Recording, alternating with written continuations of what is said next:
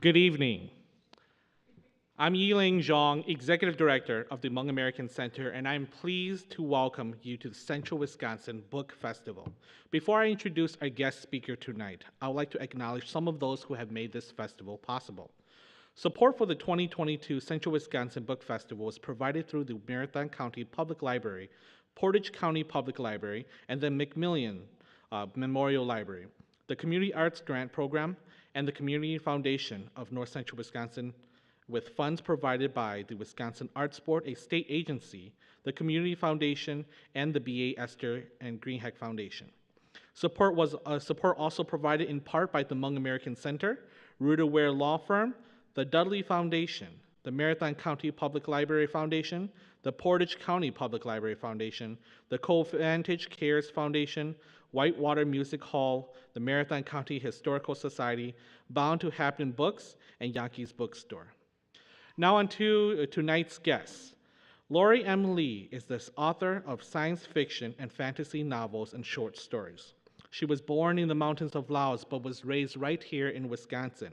Her books included Pahua and the Soul Stealer, part of the Rick Riordan Presents series published by Disney and Hyperion.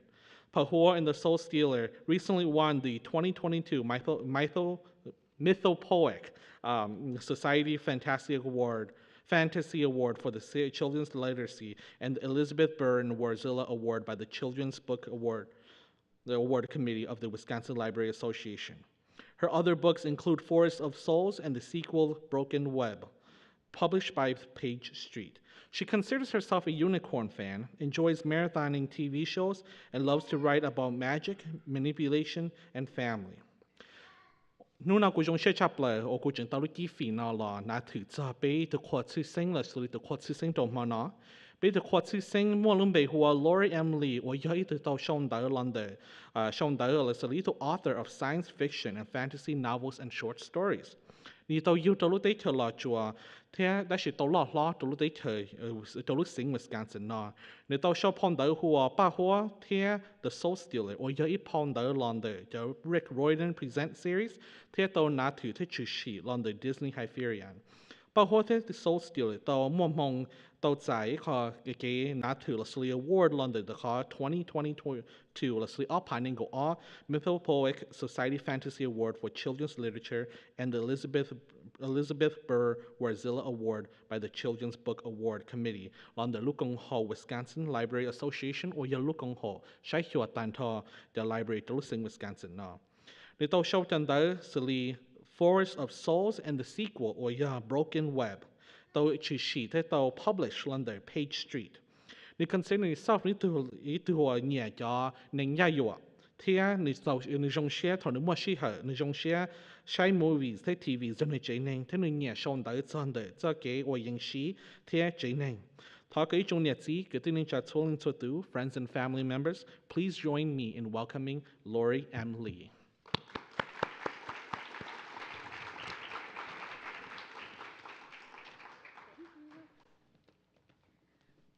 Hello, thank you for that lovely introduction. Thank you everyone for being here tonight.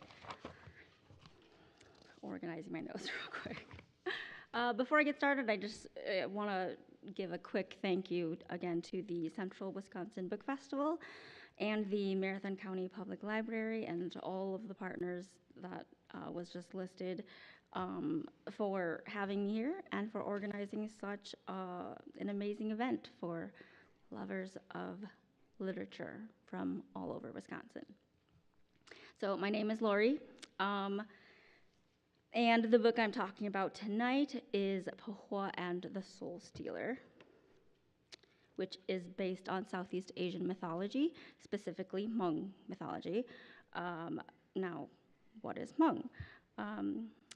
Wisconsin is home to one of the highest populations of Hmong people in the United States, so I probably don't have to explain it to you what Hmong is, but you get to hear me talk about it anyway. The Hmong are an ethnic minority originating from China, but now spread throughout Southeast Asia and the world. I was born in the mountains of Laos, which, if you're not familiar with, is a country in Southeast Asia.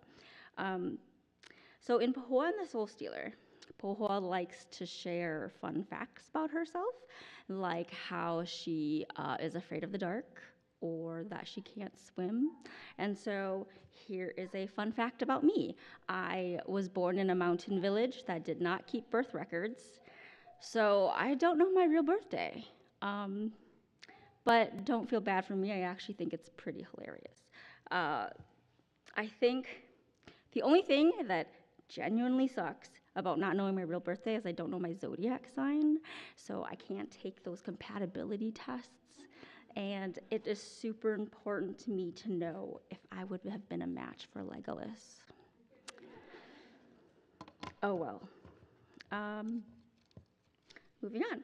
So I knew from really early on, like I'm talking third or fourth grade, that I wanted to be a writer. I loved reading, especially ghost stories, but also fantasy and mythology, and all three of those play a part in Pahoa. But the very first stories that introduced me to the fantastical were the oral Hmong folk tales, and like folk tales and myths and stories that we call daneng. My brother and my mom would tell me and my other siblings these fantastical stories about vengeful ghosts and spirits that wore the face of tigers and demons that, if you weren't careful, would invite themselves to sit around your campfire. Um, but I love the stories that explained the worlds, like the ones about how the world was created, how the rooster got its crown, where the rivers came from. It's very much reminiscent of Greek mythology, like how the story of Persephone in Hades explains the seasons, which I went through a huge Greek mythology phase in my youth, and that was always my favorite story.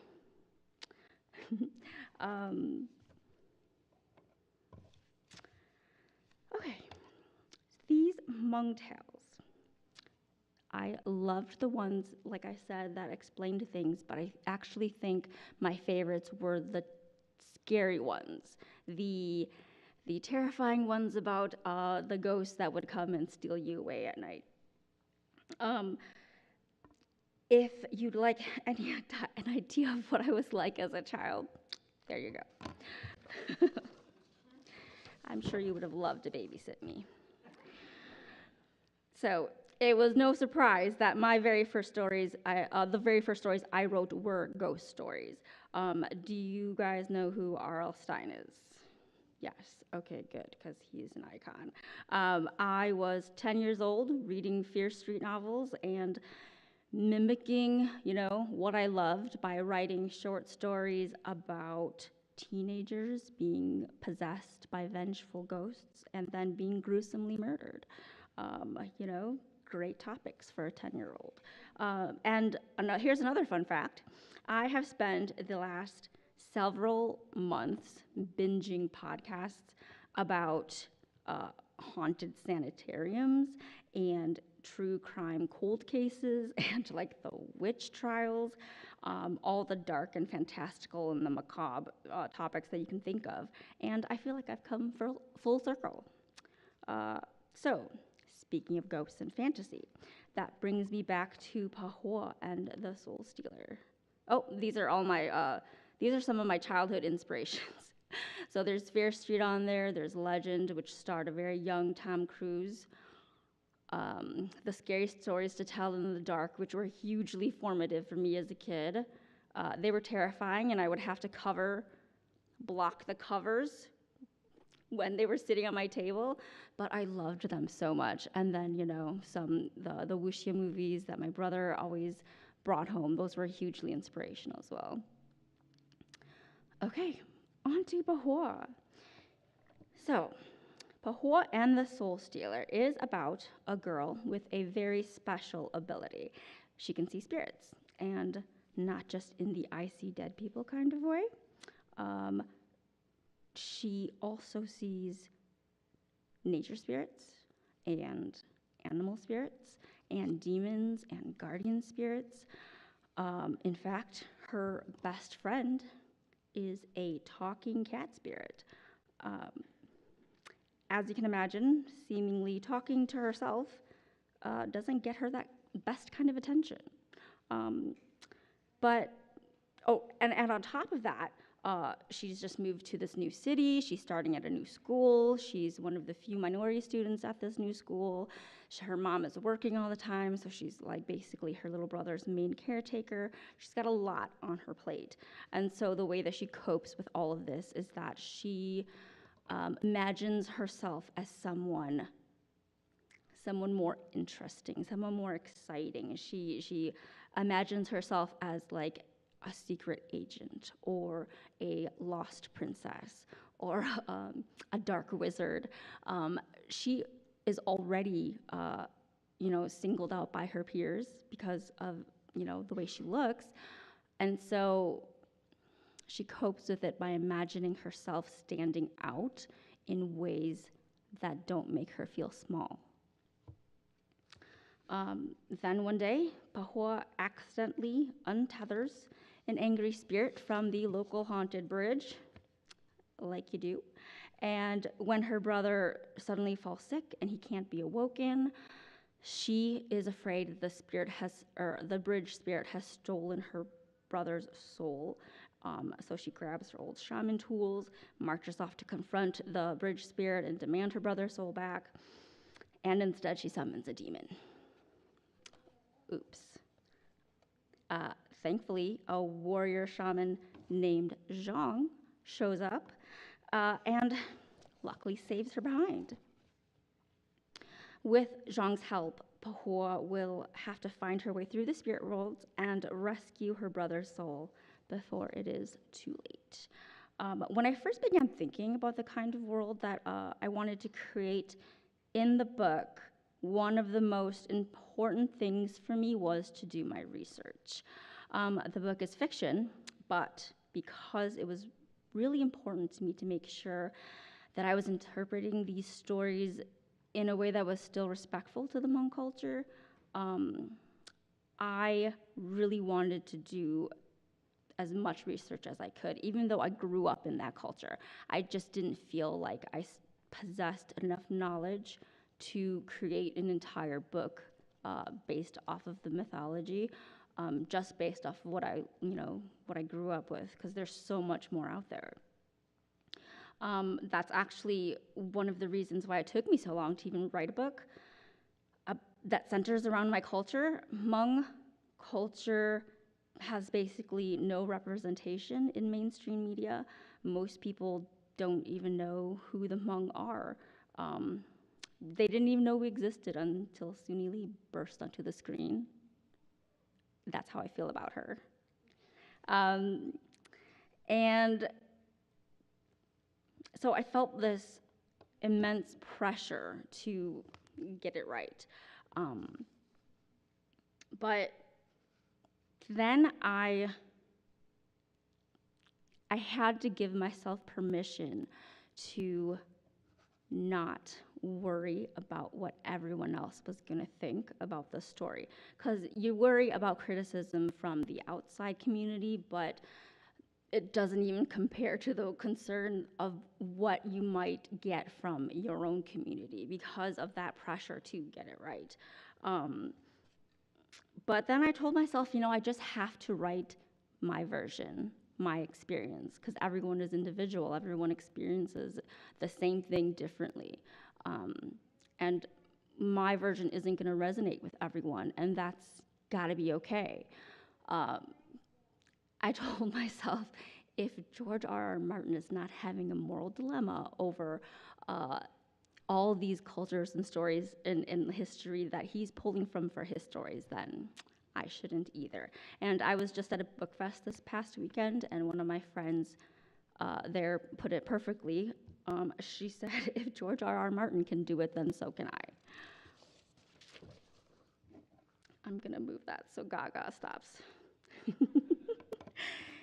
Anyway, so I drew inspiration from the Hmong folktales that my mom and brothers told me when I was a kid, But I also did a lot of research online and in my local library. I found a few volumes where our oral stories were actually written down, and that's actually pretty rare, unfortunately. These were published back in like the 70s and 80s, and that feels like ages ago.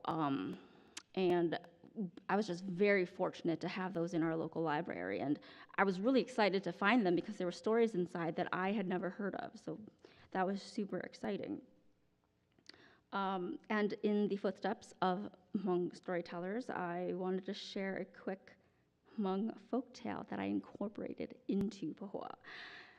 The story is called Orphan Boy and Yankova, and it was actually made into a low-budget film several decades ago, which you can see here. I've never actually watched it, but I had to share this cover because also, for some reason, a lot of our folk tales feature orphan boys. Not sure what that's about. So the story goes that there was an orphan boy who unfortunately doesn't get a name in the story. He's always just Orphan Boy. One day, as he's sitting beside a lake, feeling sad about how he doesn't have a family, how he doesn't have a home, it just so happens that beneath the lake lives a beautiful woman named Yankova, and I'm just going to call her Pa for short because I am frankly not fluent enough for me to keep saying her name without massively shaming my ancestors. So Pa hears him crying and decides to comfort him, and in doing so, they fall in love. But on the day of their wedding, the bride doesn't show up. It turns out she is the daughter of the dragon that lives in the lake. And in Asian mythology, dragons are creatures of water, not fire. So her father, the dragon, found out she was going to marry this orphan boy with no means and no money and no family, and he was not going to have that. So he kidnapped her because that's healthy. So for days, Orphan Boy sits by the water, crying and begging for the dragon to release his daughter. Eventually, a nearby frog hears him wailing and decides to investigate. The frog asks, "What's wrong?" And Orphan Boy explains his situation, and the frog feels sorry for him. So he agrees to help him by drinking all the water in the lake so that he can be reunited with his bride-to-be. But there is one condition, that the boy must not laugh. So the frog begins sucking up all the water in the lake, and he balloons up into a giant frog water balloon. And what does Orphan Boy do? He laughs. And instantly, the frog's stomach bursts open, all the water comes spilling back out into the lake, and the frog is furious that Orphan Boy broke his promise not to laugh, although I feel like he should be angrier about his stomach bursting open, but folk tales are strange. So Orphan Boy apologizes. He begs again for the frog to help him again, and for some reason, the frog agrees. So Orphan Boy sews up the frog's stomach, ow, and this time, when the frog begins to balloon up, Orphan Boy holds himself in check and doesn't laugh. Excuse me. When all the water has been sucked out of the lake, there's Pa at the bottom of the lake, and Orphan Boy jumps in, they're reunited, they have a happily ever after. So now, because of the oral tradition of Hmong folktales, they can and do change depending on who tells the story. One version says that Orphan Boy seeks out the advice of a Hmong shaman and oracle named Shao, who often appears as a guide of sorts in our mythologies and who also appears in Pahoa and the Soul Stealer. Another version actually continues after Orphan Boy finds her at the bottom of the lake. In that version, Pa tells him that her father, the dragon, has betrothed her to a sky prince, and Orphan Boy has to jump through all these hurdles in order to, get her back, and it's actually quite nebulous, quite unclear whether or not they even have their happy ending. So for Pahoa and the Soul Stealer, I decided to reimagine these characters. Pa is actually a figure who appears in a lot of Hmong folktales, but she's always a victim of some sort. She's always passive.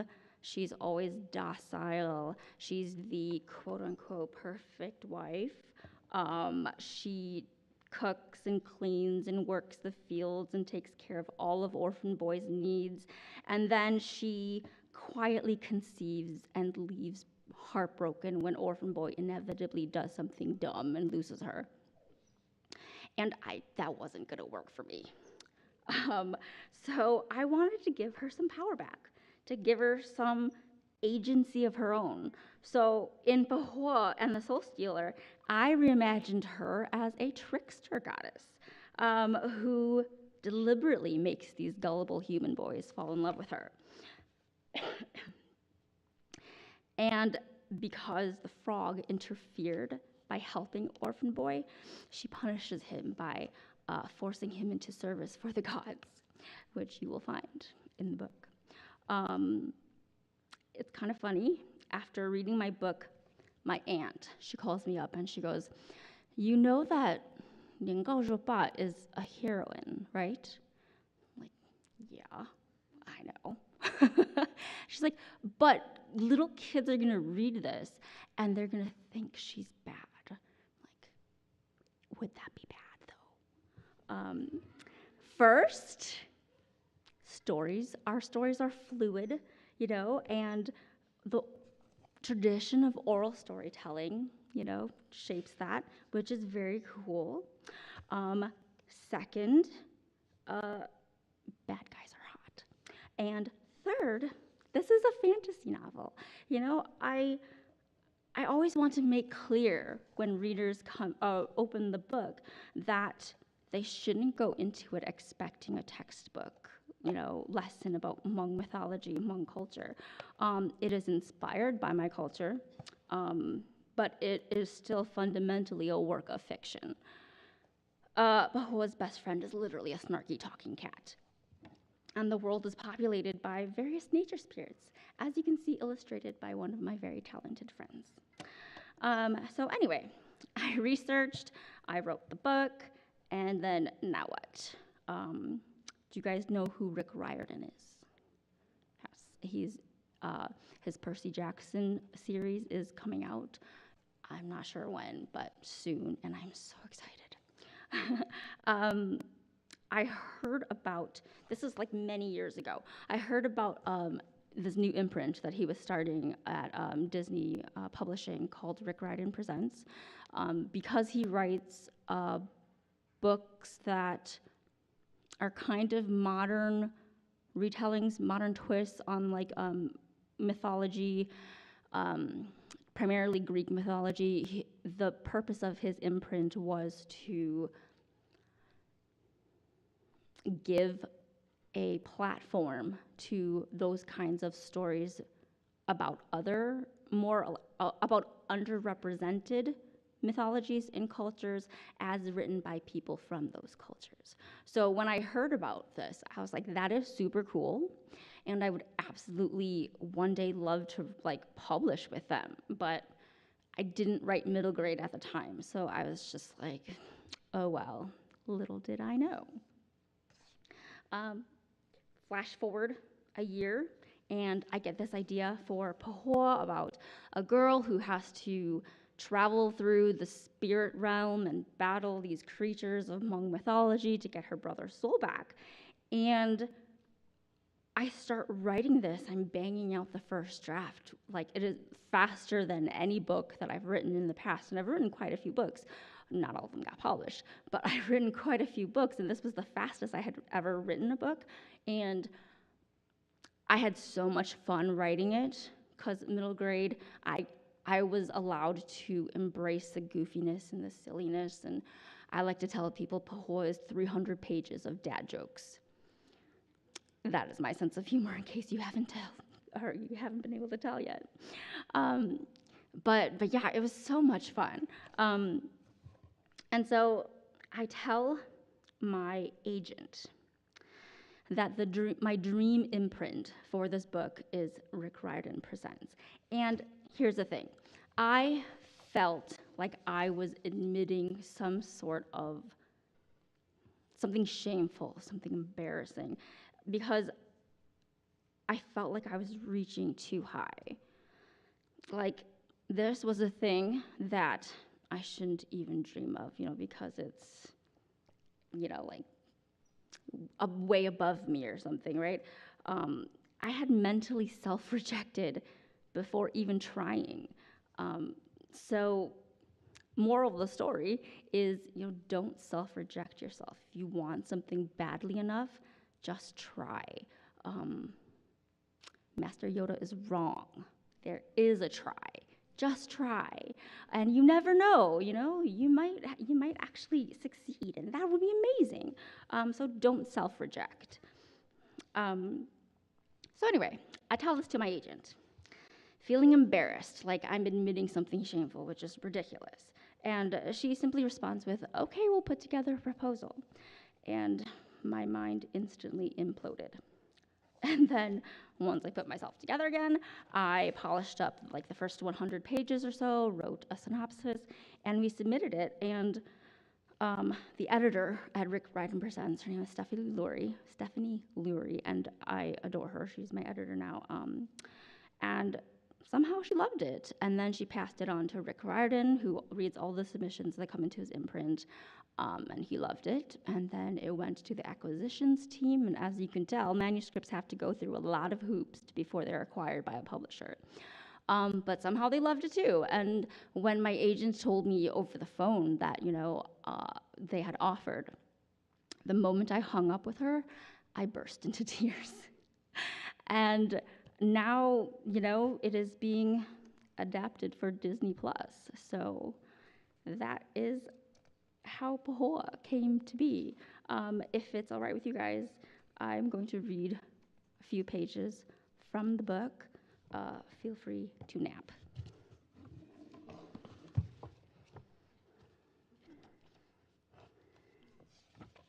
This is from chapter 2. Where am I? Okay. We left the school, following the other girls across the playground toward the hiking trail in the woods. As we continued down the shaded path, the air grew cooler and the soft earth muffled our footsteps. Dandelion spirits with tufts of frothy hair emerged from the weeds to trot at my heels, trailing silver fluff. Tree spirits poured out from the hollows of trunks. They had bark for skin, stiff, spindly arms and legs, and nests of leaves and moss for hair. Your name is Pahoa, right? Jean asked. Me was perched on her head now, doing his best impression of a hat. Yeah, I said, surprised. She smiled, flashing her braces. I pay attention. My dad says I'm good at remembering little details. I winced at the idea of my name being a little detail, but she probably didn't mean it to sound rude. Are you new here? I asked, eager to change the topic.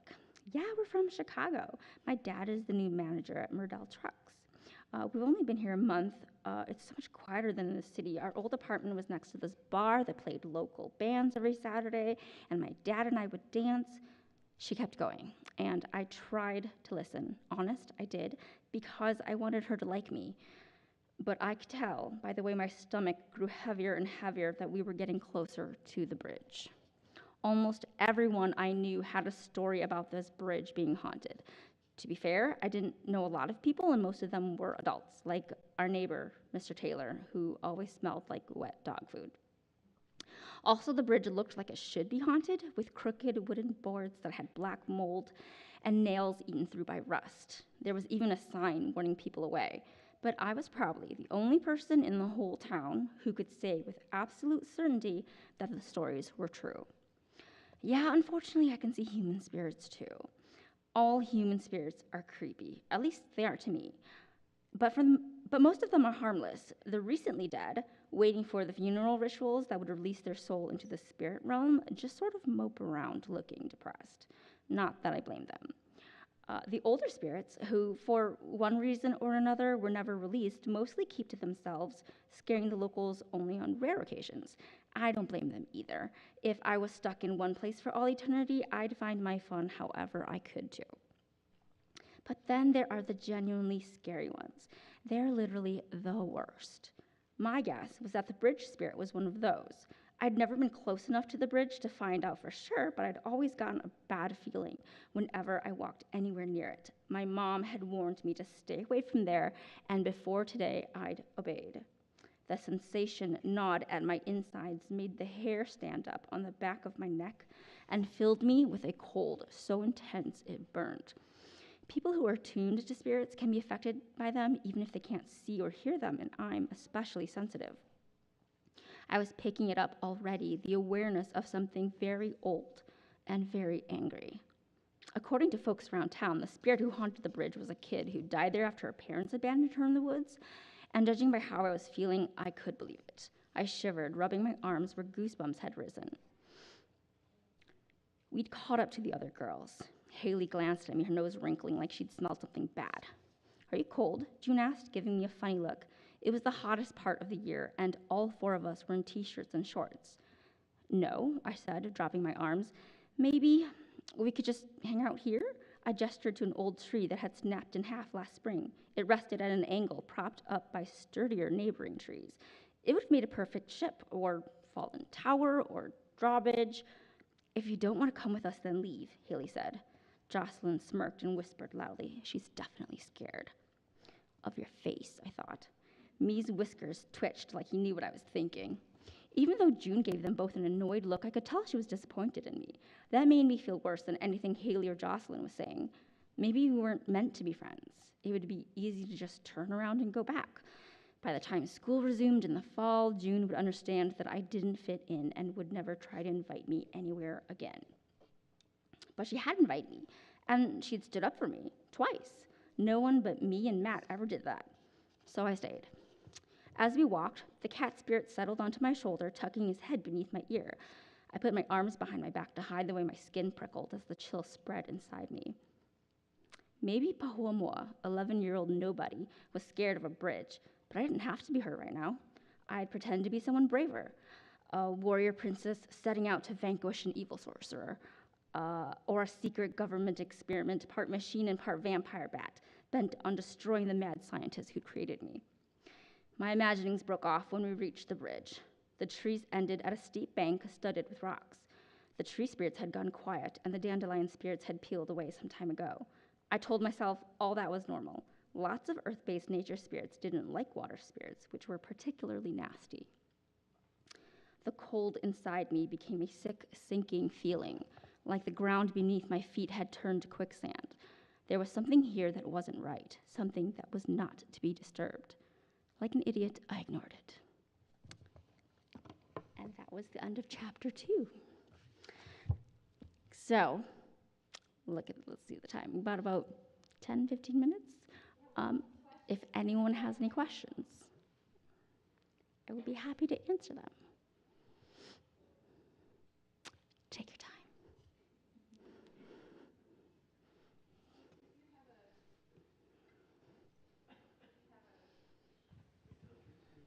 Thank you. If you have a question, please raise your hand. I'll bring you the microphone to ask your question because there are some folks joining us online on a Zoom link, and they need to hear you ask your question. I'll start. I'll ask, is there going to be a second book? There is, and I am working on it now. It will hopefully come out next year. The tentative title is Pahoa and the Dragon's Secret. That's a great title. Great.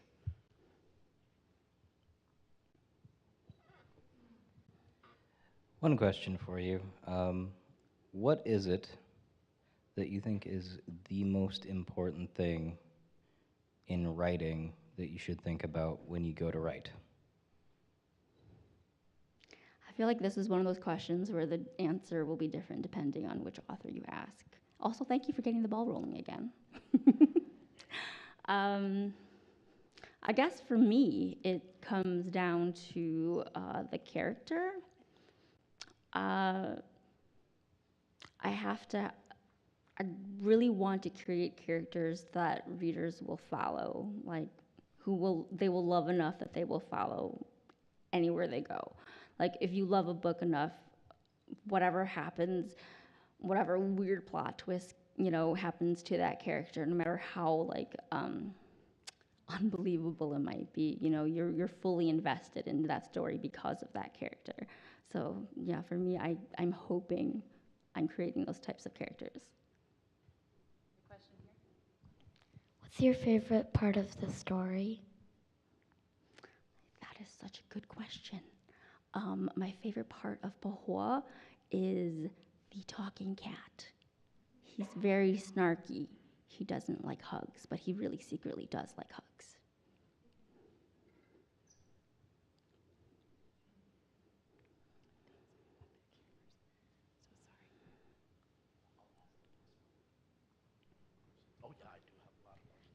Okay, hi. I actually have two questions.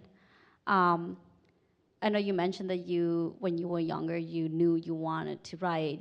When did you actually start writing professionally in the genre that you wanted to write? So I sort of jumped the gun when I was younger because I thought, I'm like mimicking all my favorite authors, because a lot of young writers learn by mimicking their favorites. So like I said, I wrote a lot of weird ghost stories, and then I read The Hobbit and absolutely fell in love with the secondary world fantasy, so I wrote a lot of that. Self-insert. I will freely admit that they were self-insert stories. But I did not seriously pursue publication until I was out of college. And the reason for that was that I did, in fact, come to realize that my work was not ready to be published. I had a lot of learning to do in terms of not necessarily writing style, but craft, like plotting and pacing and characterization. And I learned a lot of that through writing fan fiction. I spent maybe 6 years writing fan fiction, and those were some of the best writers that I've ever read, published or not published, and I was able to learn a lot about characters specifically through writing fan fiction. And then I think it was 2009 or 2010, I realized, I need to kick myself in the pants and actually pursue this dream that I've had since I was little. So I decided to jump both feet first into, that by doing NaNoWriMo, which is National Novel Writing Month. Basically, it's in November, and you sign up online, or you can do it, yourself. You don't have to sign up, but it's fun to sign up with a community. And you write 50,000 words in 1 month. And this seemed insane to me. But I was just like, if I'm gonna do it, I'm just gonna do it. So I signed up, and I wrote every single day for the month of November through, Thanksgiving, through a funeral that happened that month. Just as much as I could, and I finished it. I was able to do 50,000 words in that month. But I was so burned out, I couldn't touch that book for like 6 months. But I'm really glad I did it, because it taught me 3 really important things. One is that I'm not a pantser, and that's what we say about people who write by the seat of their pants. I'm a plotter. I need a plot, or an outline. And my outlines are so insane. They're like 50-page outlines. But I need that level of detail in order for me to feel comfortable enough to like really jump into the story. I wouldn't actually recommend you do the same, but that's just what works for me. And then secondly, I learned that competition works for me, which is kind of not something I should admit, but watching, it's friendly competition. It's friendly competition. My friends and I all signed up, and they would post their word counts every day. You see your your bar graph for the number of words go up every single day, and I would see my friends going up, and I'd be like, I'm gonna beat that. So I wrote. So that worked for me. And then third, And most importantly is that I learned I could do it. That was super important and super vital to to my confidence. I knew that if I could do it once, I could do it again. And that's basically how I've drafted ever since. I, write this crazy detailed outline, and then I bust out the first draft in like 3 to 4 weeks. And that's how it's always worked for me since. So this was so important to me, figuring out what worked and what didn't work for me as an author. And if anyone here, is thinking about being a novelist, I would also recommend just doing that, because it is a crash course in figuring out what works and what doesn't work for you. So that was 2010 or something, and that was the first book I wrote with the intent to pursue publication. It was an urban fantasy, and it did not get published because it was not very good, but I learned from it. You said you had a second question. Yeah, I guess this question could be personal. So when you were making your speech, I can vision my daughter to be where you are. So when you were going through this and trying to become a writer, were your parents supportive of your career choices? If so, what is one advice or tips that you can give to me as a parent that can inspire my kids to hopefully become a writer, because she is really into reading and writing and have all these creative ideas and write exactly what you have, can turn someone into so evil in her book or turn into someone that you couldn't think of. She's kind of weirdly amazing like that. So I guess what advice can you give to parents like us to support our kids?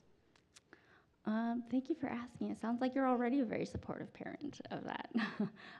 My mom was, I'm very fortunate in that my family has always been really supportive of me as a writer, and I know that isn't true for a lot of Asian families particularly.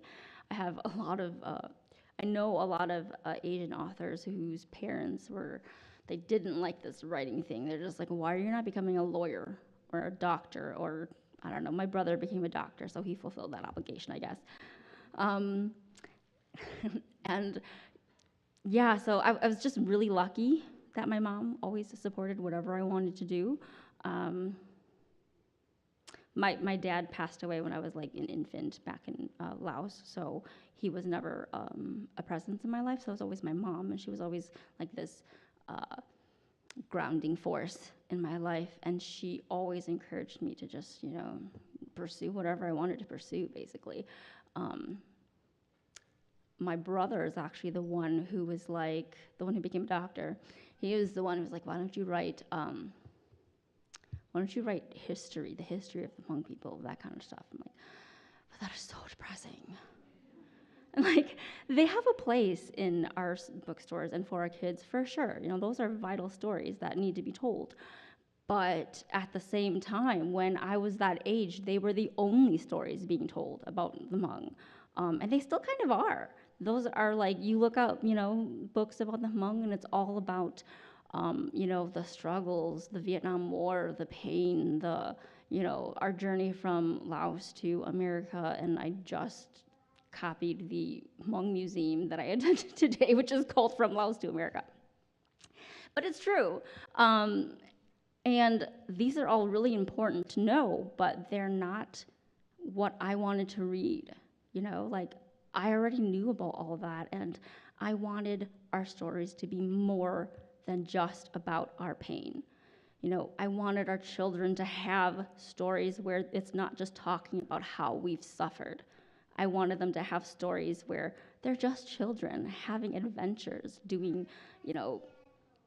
going on a hero's journey, playing with talking cats, magical cats, like other children. So I wanted that for myself, and I wanted that, by writing this, I wanted that for other kids like me.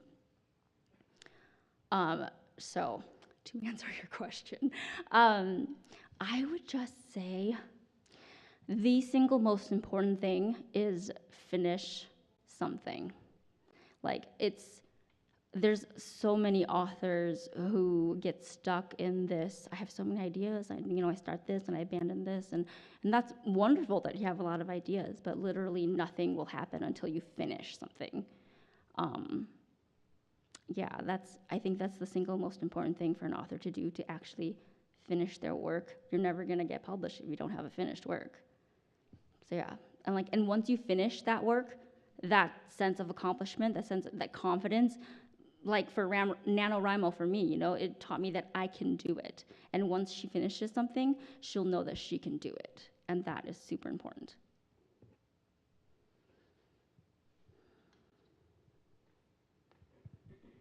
Okay, so whether it's your children, if you have any, or your nieces or nephews, how have the young people in your life reacted to this book specifically, since it does incorporate Hmong mythology?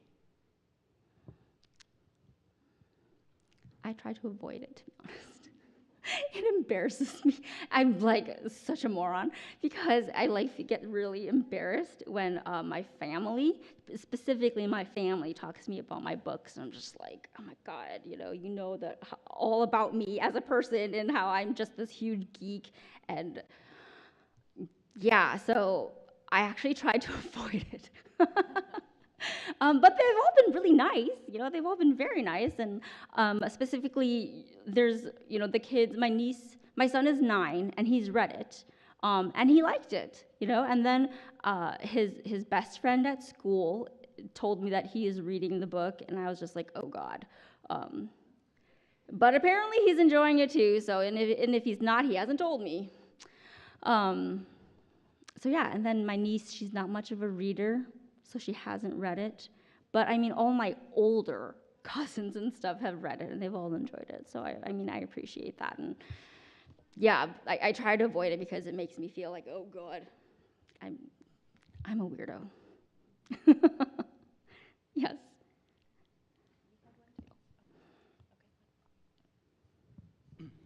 First of all, I'm so glad that we have people like you to put our oral history down on words. I myself is a storyteller. I do oral storytelling, and I'm just wondering,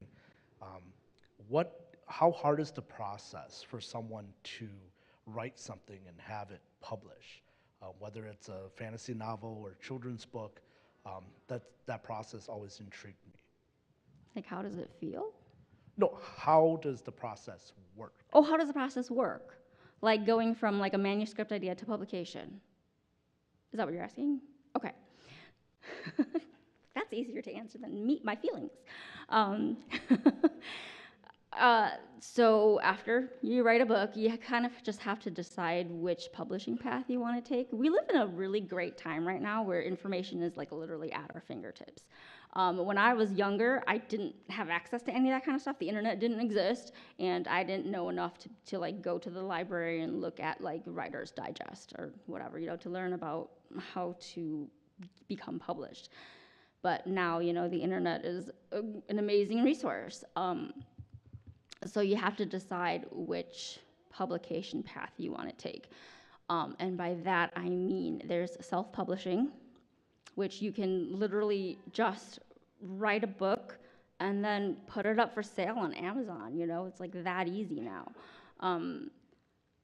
Or you can go small press, which is typically they do a lot of them are digital only, but there are some small presses who do small quantities of printed books. And then there's what's called traditional publishing, which is going through a mainstream publisher like Disney Publishing or Macmillan or Simon & Schuster. And for that, you have to have an agent because they don't accept unsolicited manuscripts. Your agent has to submit for you.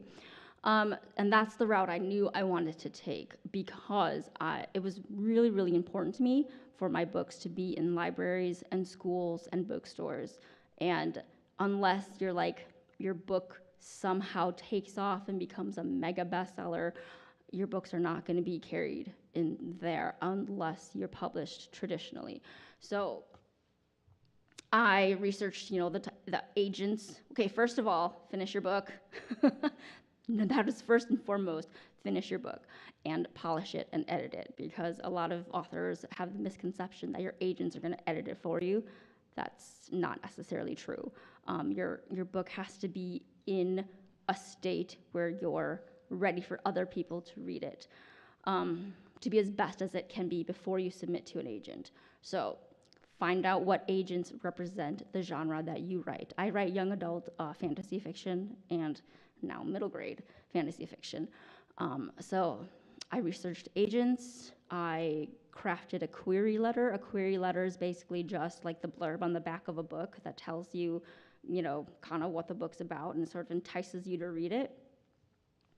So you submit query letters to agents. If they're interested, they request your manuscript. They read it. If they like it, they offer you representation.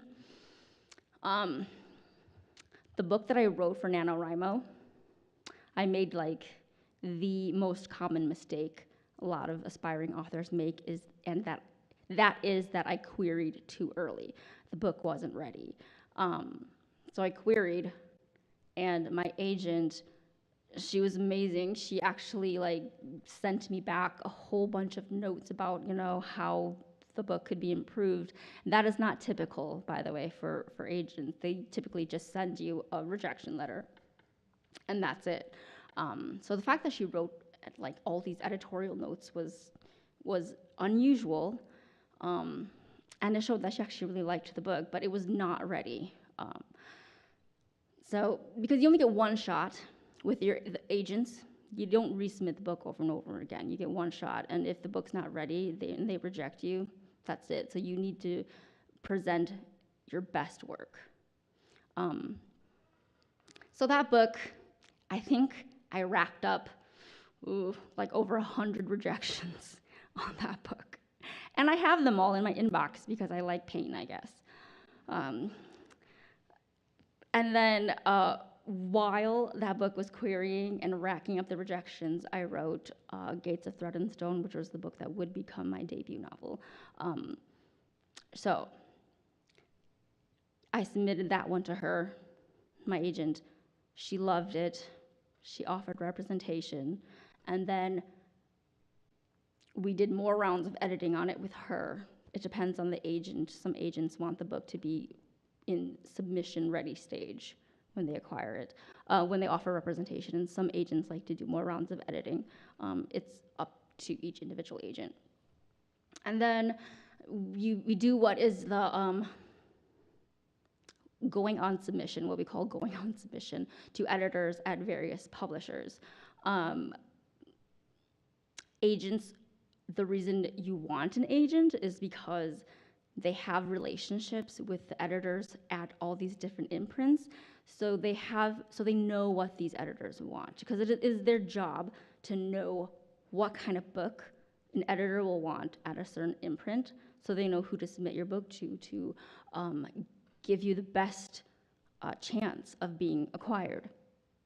And also, agents are your advocate at that publisher. So if your book gets acquired and your editor or the publisher does something that is maybe in breach of the contract, or something that you just hate, like maybe they create the cover and you absolutely hate it, and you don't want to sour your relationship with your editor by being like, I hate this cover.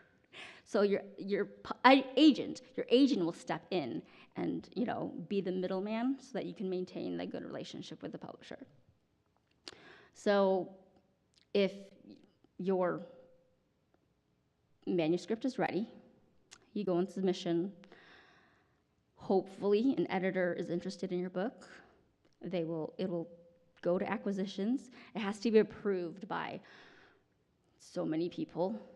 Not your editor. If your editor loves it, they have to go to the acquisitions team. The acquisition team is usually made up of publicity, marketing, whatever, and they have to talk about all this technical stuff that I'm no good at, like numbers, like how much they think it'll make, how to promote it. There's so much that goes on behind the scenes. And then, everyone has to be in agreement before they acquire your book. And then from there, literally it takes a year to 2 years from when a book is acquired by a publisher to when it hits bookshelves. Like, I always laugh a bit at movies and TV shows where just like, oh, my book sold, and then a month later, he's at a bookstore signing copies. Like, that is not how that works. Like, you like give it like a year or two, and then, you know. But yeah, unless you're self-publishing. But like if you're publishing traditionally, that's not how that works. So yeah, that was really long-winded, but I hope that answered your question.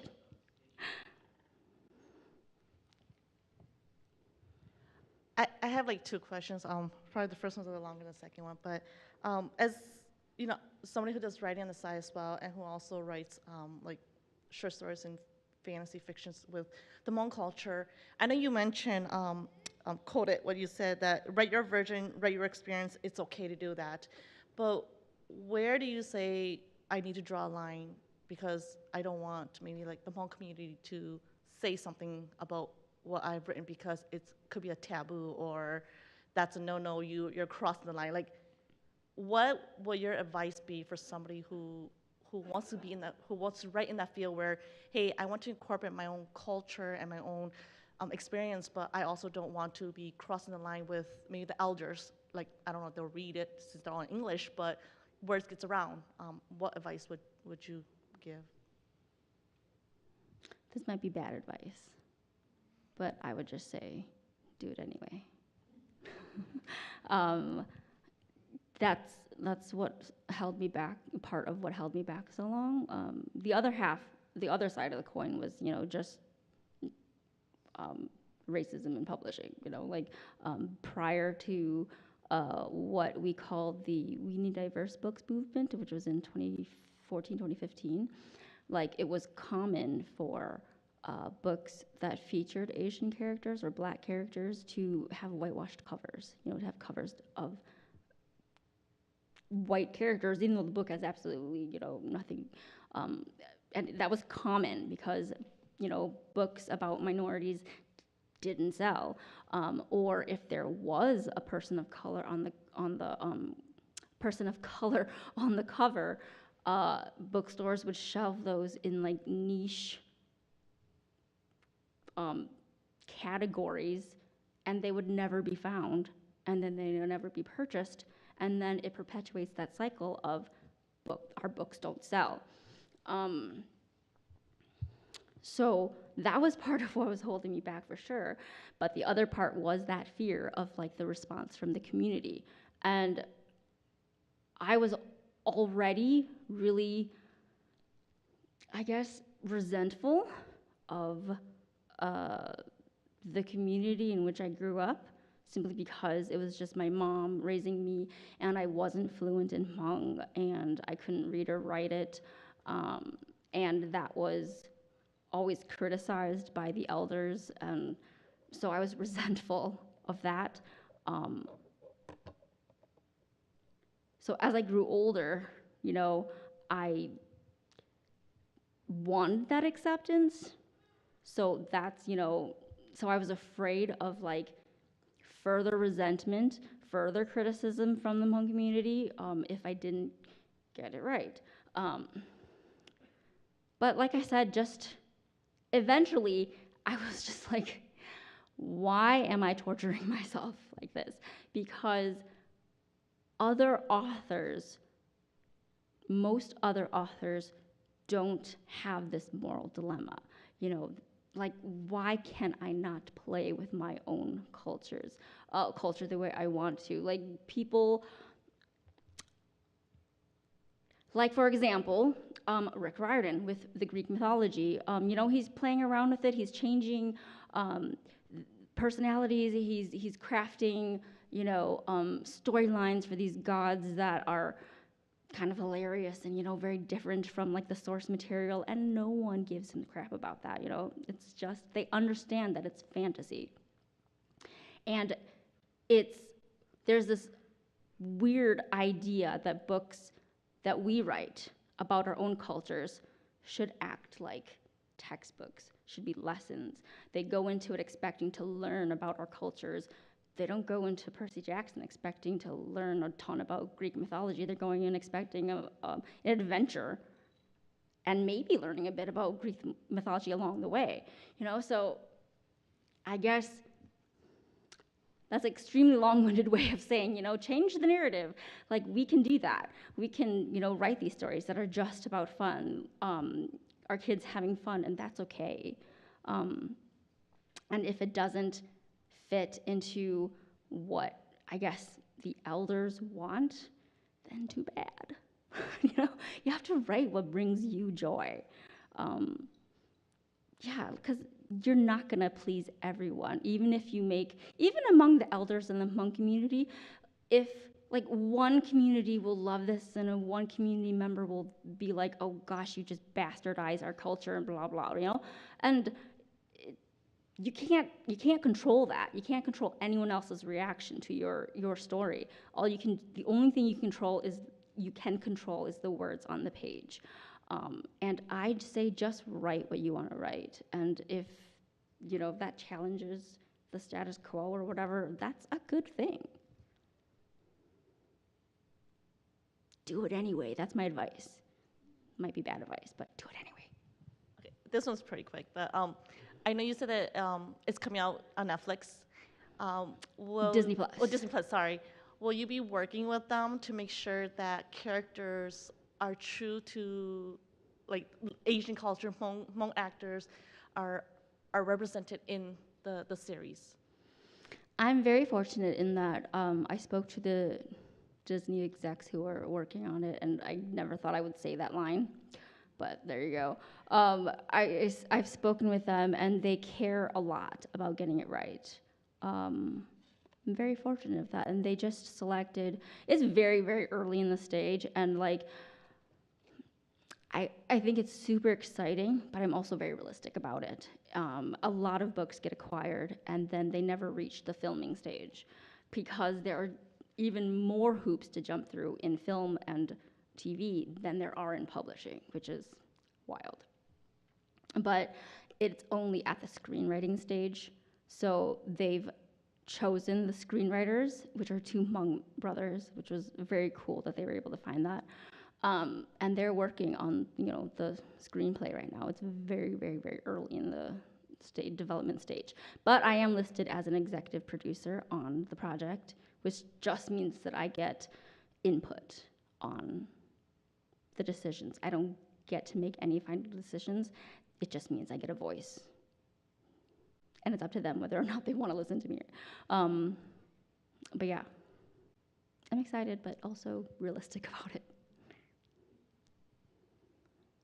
Thank you. I think maybe we have one more question up front, and then I know we want to have time for book buying and book signing out in front after this question. Thank you. Hi. Hi.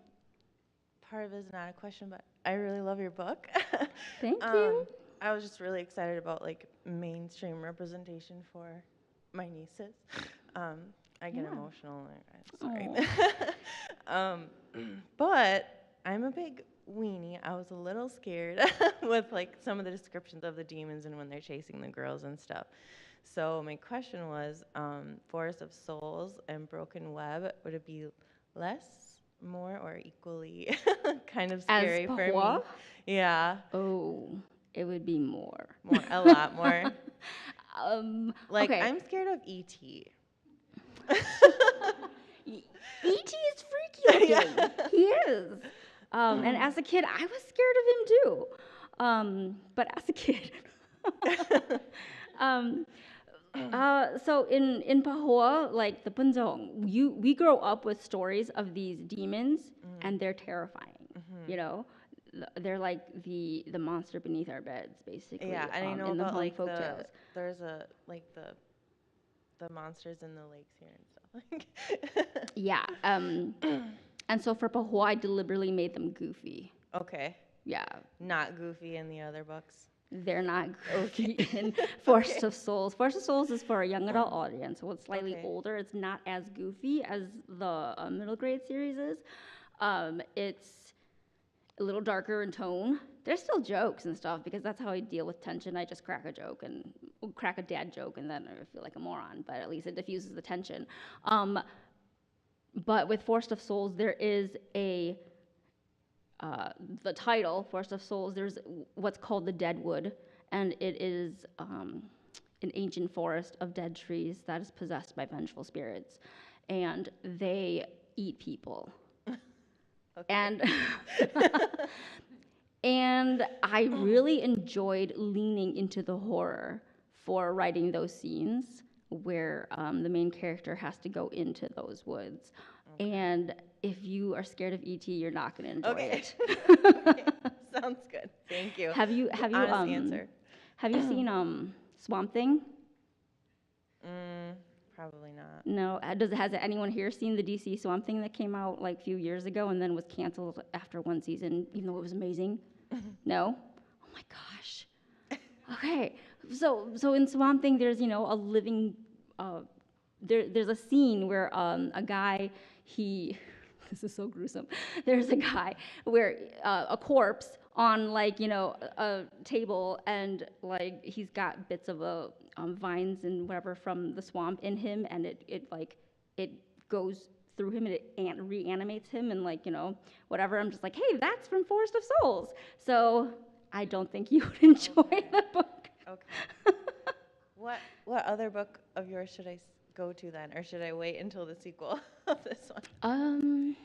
Well, I mean, you could always just not read those scenes. There's not a ton of them. Oh, There's okay. only a few. Oh. It's not the entire book. It's just a handful of scenes. Okay. I just really enjoyed leaning into the horror. Sure. And I don't think you would, though. No, I wouldn't. Okay. But thank you. Yeah. I love this book. Thank you. Thank you all. We'll meet you out front shortly, so you can, there's a table where there's book selling and book signing and cool stickers. You said a friend of yours designed this. Yes, I They're have incredible. a very talented friend who lives in Malaysia and does animation. She actually works on animated movies, which is amazing. And she just busted these out in one afternoon. I'm just like, what? But yeah, she's amazingly talented. So yes, and she gave me a discount. So basically, yeah,